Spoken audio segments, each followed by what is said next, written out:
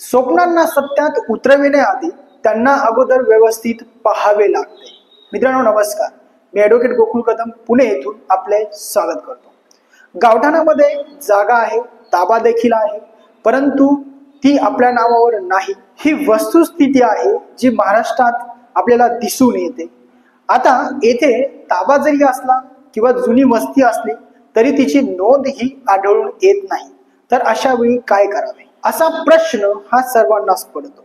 परंतु येथे ही बाब लक्षात घ्या, जर तुम्ही त्या जागेवर बराच काळापासून राहत आहात, त्या जागेवर तुम्ही घर देखील बांधलेले आहेत आणि पिढीच्या पिढी त्या जागेवर तुमची राहिलेली आहे आणि त्या जागेचा अखंड वापर तुम्ही करत आहात, तर अशा वेळी तुम्हाला वास्तविक धारकाचा हक्क हा मिळू शकतो। त्यासाठी तुम्ही पुरावे तयार करा। यामध्ये ग्रामपंचायतीचे कर तुम्ही भरत असाल, लाईटचा वापर तिथे करत असाल ते लाईट बिल असेल, पाणी कर किंवा पाणीपट्टी आपण ज्याला म्हणतो ते असेल, त्याचप्रमाणे बांधकामाचे फोटो असतील, तसेच शेजाऱ्यांचे साक्षीपत्र घ्या, तसेच पंचनामा जो ग्रामसेवकाच्या समोर किंवा तलाच्या समोर झालेला असेल असा असावा। या पुराव्यासोबत तुम्ही तहसीलदार यांच्याकडे अर्ज दाखल करू शकतात।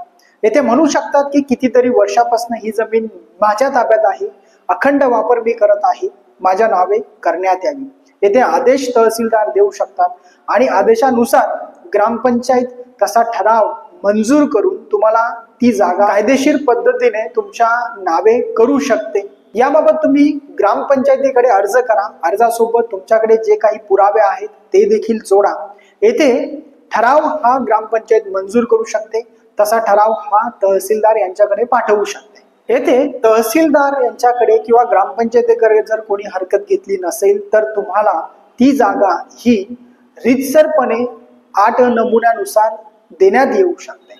आणि असा अर्ज करून देखील तुमचे म्हणणं ऐकून घेतले जात नसेल किंवा तुमच्या फेवरमध्ये आदेश दिला जात नसेल आणि त्या जागेवर तुम्ही 30 वर्षापेक्षा जास्त काळ राहत असाल, तर तुम्हाला ॲडव्हर्स पोझिशन म्हणून सिव्हिल कोर्टामध्ये दावा हा दाखल करता येतो, तसा तुमचा अधिकार तुम्हाला मिळतो।